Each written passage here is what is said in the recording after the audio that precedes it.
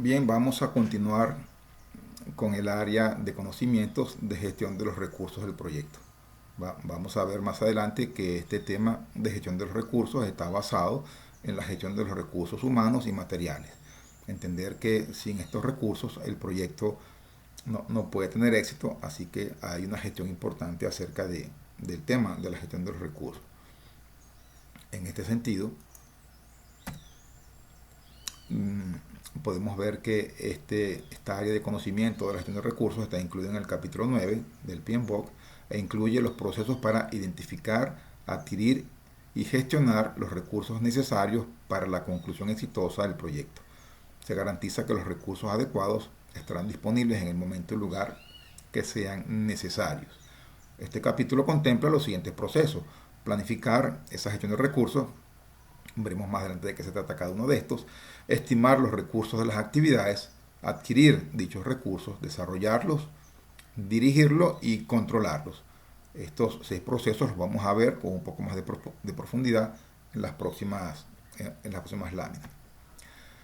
Es importante considerar que en estos recursos hay una distinción entre los tipos de recursos. Hablamos de personas o el team o recursos del equipo, así como vamos a mencionar de ahora en adelante a lo que se refiere a gente, vamos a llamarlo como equipo, y lo que es recursos físicos, que pueden ser materiales, pueden ser servicios, puede ser equipamiento, es distinto, y vamos a entender un poco de qué se trata cada uno de ellos. Un tema es la persona, que tiene un rol, una habilidad, una motivación para hacer las tareas, y otros recursos físicos que son materiales, equipamiento que uno compra o contrata durante la ejecución del proyecto. Ambos nos permiten terminar las actividades dentro de sus restricciones. Los recursos físicos incluyen equipamiento, materiales e instalaciones, y los recursos del equipo o del personal se refieren a recursos humanos. El personal puede tener diferentes conjuntos de habilidades, pueden estar asignados a tiempo completo o a tiempo parcial, y se pueden incorporar o retirar del equipo del proyecto conforme avanza el mismo. Es importante esta consideración porque si bien las personas se van una vez que la actividad ha sido terminada y aprobada, eso es importante, y aprobada, hasta que eso no ocurre el recurso no puede irse. Sin embargo, si eso ocurre para todas las tareas, el gerente va a quedarse solo al final del proyecto, y eso realmente no ocurre. Uno se queda con un equipo que ha planificado ya previamente conservar para que pueda cubrir cualquier situación que pueda surgir en el proyecto. Existe una cierta superposición entre la gestión de los recursos del proyecto y la gestión de los interesados. Recordemos que la gestión de los recursos es de lo que estamos hablando, recursos humanos y materiales, y los interesados son aquellos individuos que necesitan o han hecho algún requerimiento o algún requisito sobre el proyecto. Por otro lado, entendemos que necesitamos un método para la gestión de los recursos, por ejemplo, el tema de inventario o justo a tiempo, el tema de Kaizen o optimizar los procesos que estemos utilizando, mantenimiento productivo total, teoría de restricciones, adoptar herramientas para la gestión de recursos. Esto va a hacer falta hacerlo o considerarlo durante el proyecto. Tendremos temas de inteligencia emocional porque estamos interactuando con personas, y las personas tienen un comportamiento distinto, una motivación distinta, necesitan tal vez temas de coaching, temas de una atención desde el punto de vista de liderazgo distintos, se comportan de manera distinta, comprenden las cosas de manera distinta, y esto es una labor que el gerente de proyectos debe atender para asegurarse de que el individuo mantenga foco en la elaboración de la tarea. Hablamos de equipos autoorganizados, son enfoques ágiles. El equipo funciona en ausencia de control centralizado, esa es un poco la definición de agilidad. El equipo resuelve las situaciones del proyecto, y el individuo que hace el rol de servicio de liderazgo no toma decisiones. Prácticamente es un facilitador del equipo para proveerles todo lo que necesitan, y el equipo es el que toma las decisiones y construye el producto del proyecto. Hablamos de equipos virtuales porque siempre podemos tener la opción de tener individuos que físicamente están en otros lugares geográficos, no están donde se desarrolla el proyecto, y eso implica una comunicación, una tecnología, una posible sensación de aislamiento, de lagunas de conocimiento, de experiencias, de dificultades de seguimiento y temas culturales, temas de idioma, por ejemplo, zonas horarias, y eso es algo que debemos tener claro para evitar conflictos en el proyecto. Por otro lado, debemos tener algunas consideraciones de adaptación, sobre todo la diversidad, la diversidad sobre todo de los individuos que tienen el proyecto, de la ubicación física de los individuos o incluso de donde vamos a obtener los materiales, recursos específicos de la industria, adquisición de los miembros del equipo, dedicación parcial o total. Esta diferencia puede generar cambios en el plan de actividades del proyecto, gestión del equipo, herramientas, necesidades especiales para aquellos individuos que van a trabajar en el proyecto. Y el enfoque del ciclo de vida también tiene que ver con la forma en la que gestionamos los recursos, porque es distinto hacer un proyecto con un ciclo de vida predictivo que un ciclo de vida adaptativo. Recordemos que el adaptativo se refiere a enfoques de ciclo de vida ágil. Entonces, los procesos para la gestión de recursos son 6. Y como mencionamos, la planificación es definir cómo estimar, adquirir, gestionar y utilizar los recursos físicos del equipo.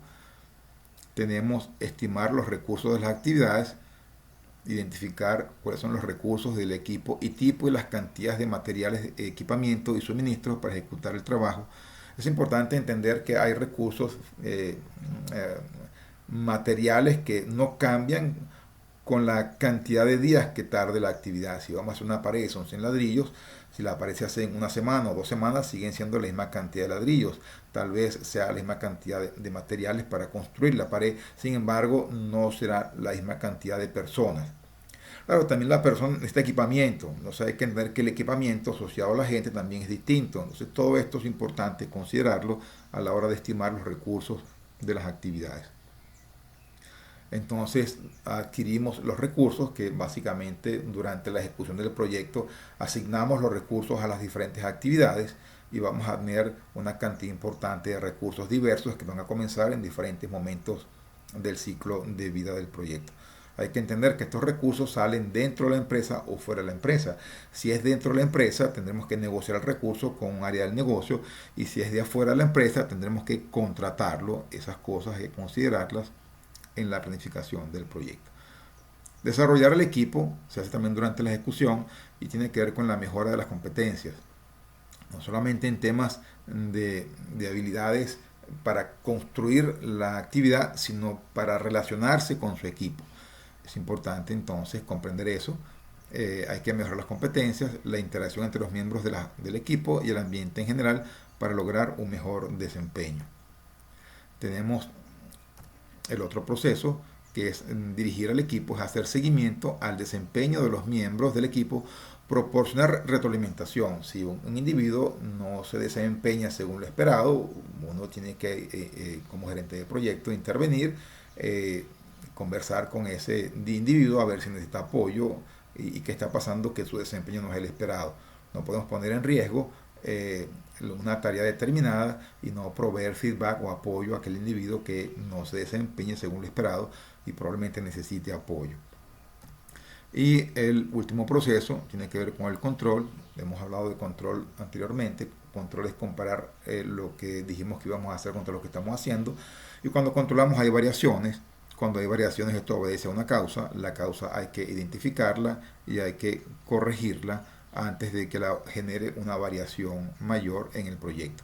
Entonces, controlar es asegurar que los recursos asignados estén disponibles según la planificación, así como monitorear la utilización de los recursos y hacer las acciones correctivas según sean necesarias.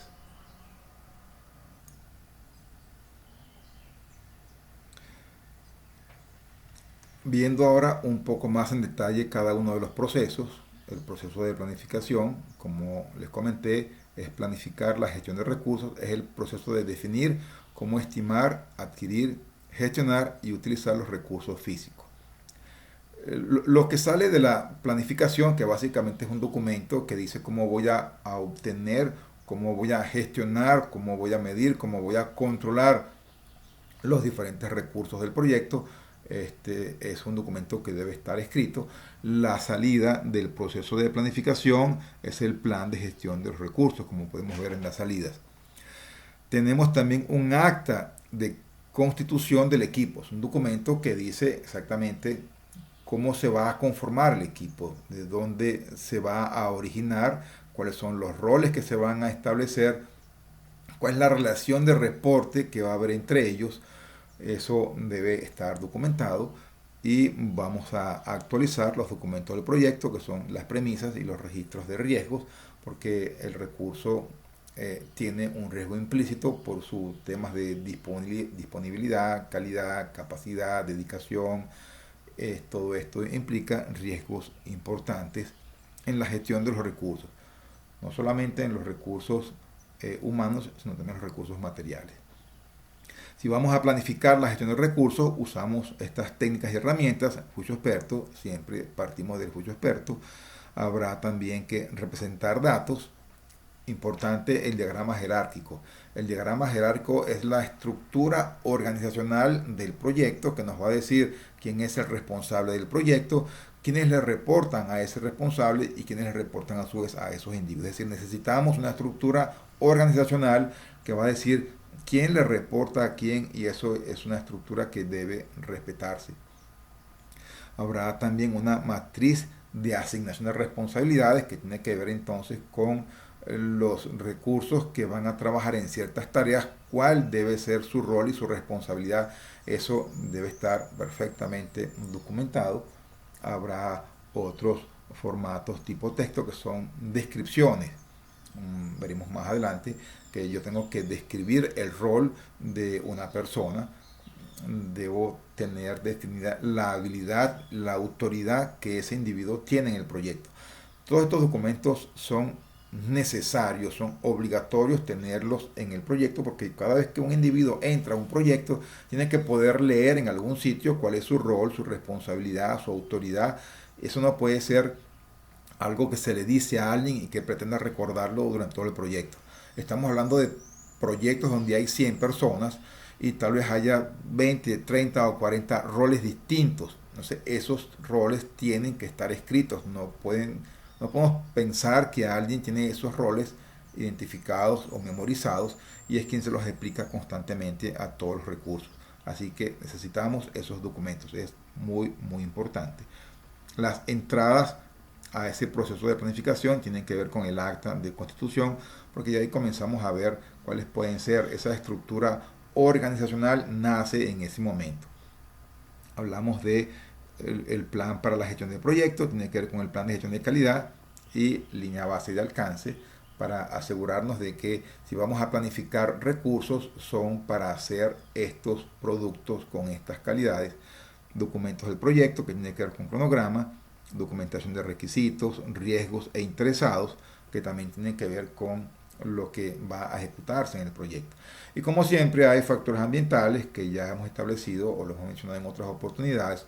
Un factor ambiental, temas de infraestructura, temas de servicios que la empresa tiene, que yo uso a favor del proyecto, y también son temas que son externos a la empresa, factores sociales, políticos, económicos e incluso ambientales, acerca de lo que ocurra en un proyecto que puede ayudarnos a planificar esa gestión de recursos.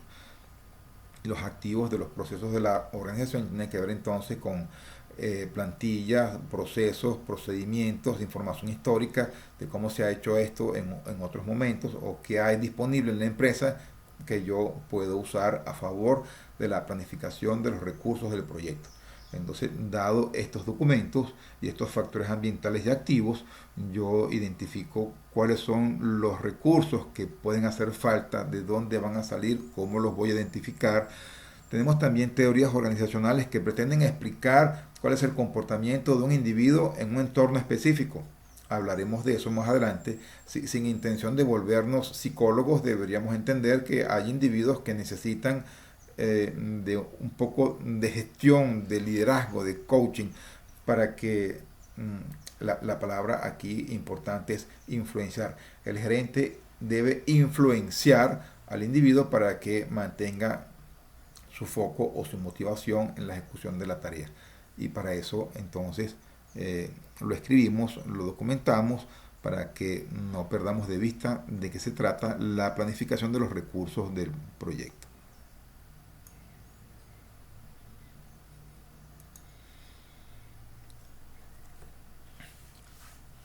Los roles y responsabilidades que deben estar descritos, por eso se mencionaba entre las herramientas que hay una descripción tipo texto, debemos escribir cuál es el rol de ese individuo, es la responsabilidad, la función asumida, tenemos la autoridad, hasta dónde puede llegar, incluso para el gerente de proyecto, hasta dónde puede llegar para hacer cambios sin necesidad de acudir a un comité o a su jefe como la oficina de proyectos, hasta dónde puede tomar decisiones, hasta dónde puede firmar alguna aprobación que esté dentro de su entorno. Es importante que esto esté escrito para que el individuo sepa qué es lo que puede firmar y lo que no puede firmar, cuál es la responsabilidad, qué es lo que se espera que el individuo realice. La responsabilidad puede ser administrativa, puede ser ejecutora, puede ser temas de adquisiciones, puede ser temas de calidad, seguridad. Todo esto debe estar escrito, toda la responsabilidad de ese individuo y cuál es la competencia, la habilidad o la capacidad de las restricciones del proyecto. Todo esto es importante tenerlo claro y escrito y que todo individuo pueda leerlo eventualmente para poder saber, si incluso para refrescar cuál es el entorno en el cual ejerce incumbencia el individuo. Entonces debemos tener un organigrama, importantísimo. No podemos tener un proyecto sin un organigrama que identifique perfectamente quién es el gerente de proyecto, cuáles son los niveles de reporte, quién le reporta al gerente de proyecto, quiénes reportan a esas personas. En algún momento comenté que la estructura desagregada de trabajo nos ayuda un poco a generar este organigrama del proyecto, dado que hay un gerente de proyecto y este primer nivel pueden ser fases y yo puedo tener personas encargadas de las fases y estas fases generan productos y yo puedo tener individuos responsables de hacer otros productos. Es posible que estos productos se agrupen o se queden así. Lo importante es que la estructura desagregada de trabajo me ayuda a definir el organigrama del proyecto. Después tenemos diagrama de responsabilidades. Básicamente es una tabla donde dice cuáles son las responsabilidades de las personas. Hablamos de una matriz de asignación de responsabilidades. Y vamos a ver, por ejemplo, un formato y unas descripciones de los roles de tipo texto. Son descritas cuál es el rol, la responsabilidad, la autoridad. Y todo esto debe estar escrito. Estos son 3 documentos que no pueden dejar de hacerse en el proyecto. Por otro lado, hablando de los roles y responsabilidades, vamos a hablar de unos roles y responsabilidades genéricos, como por ejemplo el patrocinador, que es el individuo que se encarga de velar por la necesidad o proveer los fondos. Recordemos que el patrocinador es el principal aprobador del acta de constitución. Tenemos también el equipo de proyectos, que es el que ejecuta las actividades. Tenemos a los interesados, que son los que proveen requerimientos. Tenemos que tener eso documentado. Tenemos el gerente funcional, porque cuando los recursos salen dentro de la empresa, es con el gerente funcional que tenemos que negociar.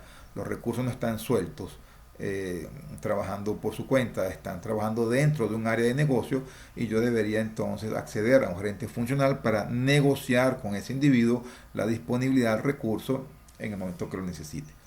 Hablamos del gerente de proyecto, el individuo principal en el proyecto es el responsable de velar porque el proyecto termine dentro de sus restricciones, alcance, tiempo, costo, calidad, recursos y riesgos para lograr la satisfacción del cliente a través del cumplimiento de los objetivos del proyecto. Esto es una responsabilidad altísima en el proyecto. Tenemos un gerente de programas que hace presencia cuando nuestro proyecto es parte de un programa. Entonces hay un gerente de programas que vela porque el programa cumpla con los objetivos esperados a través del cumplimiento de los diferentes proyectos que lo conforman. Recordamos la definición de programas, que es un conjunto de proyectos que se gestionan de manera integrada, porque esa forma de gestionarlos nos provee de un beneficio en particular, diferente al que lo tendríamos si lo hacemos de manera separada. Tenemos un gerente de portafolio, que es el individuo que gestiona el portafolio de un departamento o de la empresa. Recordemos que un portafolio es el conjunto de subportafolios, programas o proyectos destinados al cumplimiento de las metas de la empresa. De tal manera que este individuo también debe aparecer como un rol importante en la planificación de la gestión de recursos. Claro, es importante entender que a veces nuestra empresa no tiene un portafolio y hay una figura que hace ese rol más o menos dentro de la empresa.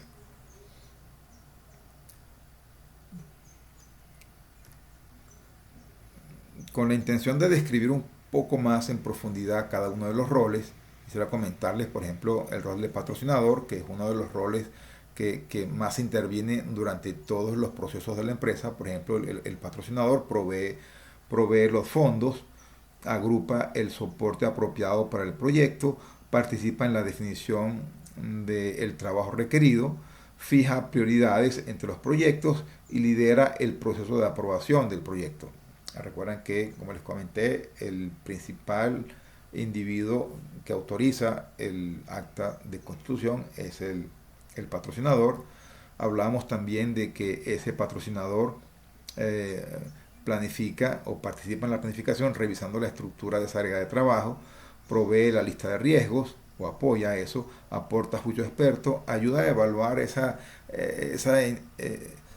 intercambio de si queremos adelantar el proyecto, metemos más recursos o ponemos las tareas en paralelo, porque recuerden que como esto en algunos casos trae más costos, si ponemos más recursos, más costos, ese costo tiene que aprobarlo el patrocinador, aprueba el plan final del proyecto y por supuesto también va a participar en la aprobación del resultado final del proyecto. Ese patrocinador también participa durante la ejecución, protege el proyecto de influencias externas o de cambios innecesarios, por ejemplo, que pueden tener más costos, focos en políticas de calidad, aprueba o rechaza los cambios, participa en la atención a los conflictos y aclara dudas acerca del alcance del proyecto. Y también participa en el cierre, como les comentaba, en la aceptación formal y final del proyecto y en la colección de la información histórica que será utilizada para otros proyectos en la empresa. Otro rol importante es el equipo. Básicamente el equipo es el que ejecuta tareas, identifica interesados, identifica requerimientos, identifica las restricciones y las premisas, crea la estructura de esa agregada de trabajo, descompone esa estructura hasta los paquetes de trabajo y ayuda a identificar esa estimación ascendente partiendo de los paquetes de trabajo, ayuda a identificar dependencias, provee los estimados, participa en la gestión de riesgos y conduce el proceso de mejora continua, porque el equipo es el que va a ejecutar las tareas y eventualmente debe hacerlo de manera más eficiente. El otro rol es el rol de los interesados, que como les comenté, los interesados son los que tienen los requerimientos en el proyecto, participan en la creación del acta de constitución, participan en el plan de gestión de proyectos, validan el alcance, eso es tremendamente importante. Recuerden que la validación, una vez aprobado el producto del proyecto, se procede al cierre, identifica requerimientos y participa en la gestión de riesgos. Eso tiene que ver entonces con los interesados. Tenemos el rol del gerente funcional, que es el individuo en el cual procede los recursos y hay que negociar con él su asignación del recurso al proyecto. Informa acerca de otros proyectos que pueda haber en esa área de negocio, participa en la planificación del proyecto. Claro, de alguna manera al necesitar recursos de su área de negocio, tiene que saber cuándo entran y cuándo salen esos recursos al proyecto, aprobar el cronograma final, sobre todo porque sus recursos van a estar metidos ahí, no porque él participe realmente en el proyecto. Asistir con los problemas relacionados con el desempeño de los recursos provistos, de tal manera que si este individuo provee un recurso, también es responsable de alguna forma del desempeño de ese recurso. y por supuesto no puede dejar de atender a su área de negocios asignada. No puede decir porque como le entregué recursos al proyecto, entonces ahora la eficiencia en mi gestión funcional va a disminuir. Eso no debería ser. Tenemos el gerente de portafolio, que es un individuo responsable de la gestión de varios proyectos o programas, asegura que el proyecto agrega valor a la empresa, vigila el ajuste de los programas a los programas para su beneficio, guía y apoya a otros gerentes de proyecto. Esa es parte de la responsabilidad del gerente de portafolio. Tenemos el gerente de programas que hace lo propio que el gerente de portafolio, pero a nivel de programas, maneja conflictos relacionados para obtener resultados que no se pueden alcanzar con los proyectos por separado, asegura que los proyectos relacionados estén orientados al cumplimiento de las metas de la empresa, asegura que los cambios sean de beneficio para el programa, apoya a los gerentes de proyectos en sus esfuerzos individuales. Recuerden que la escala es, tenemos gerente de proyectos, tenemos gerente de programa y gerente de portafolio. Todos estos, el gerente de programas y gerente de portafolio, son una especie de hermanos mayores del gerente de proyectos para ayudarlo en su gestión. Finalmente, como último rol, tenemos el gerente de proyecto, que es el responsable de la culminación del proyecto, determina los recursos que son requeridos con el apoyo del equipo. Necesitamos negociar recursos con gerentes funcionales, confirmamos su disponibilidad, creamos el directorio, importantísimo crear el directorio, un montón de proyectos, uno quiere saber la lista de individuos que participan y eso realmente no se consigue. Creamos la descripción del cargo, aseguramos que todos los roles y responsables estén claros y además cada individuo lo lee y sabe de qué se trata, su cargo, su responsabilidad en el proyecto, atender las necesidades del equipo de trabajo, enviar cartas de recomendación a los gerentes funcionales de los recursos utilizados y crear un sistema de reconocimiento y recompensa para aquellos individuos que trabajan en el proyecto. Por otro lado, hablamos de una matriz de asignación de responsabilidades. Aquí tenemos un ejemplo de una matriz, es un diagrama de matriz conocido como RACI, porque aquí tenemos unas actividades y tenemos personas, y hay personas que son responsables. Y se coloca, cuando hablamos de responsable, es el individuo que ejecuta la tarea. Hablamos de un individuo que es responsable, es como ser el jefe de ese ejecutor, es el responsable o el aprobador de esa tarea. Tenemos individuos que deben ser consultados acerca de cómo ejecutar la tarea e individuos que deben ser informados. Por eso es que las siglas de esta diagrama o matriz de asignación de responsabilidades se llama RACI. Todo proyecto debe tener una matriz de asignación de responsabilidades para ubicar en dónde participa cada uno de los individuos que están trabajando en el proyecto.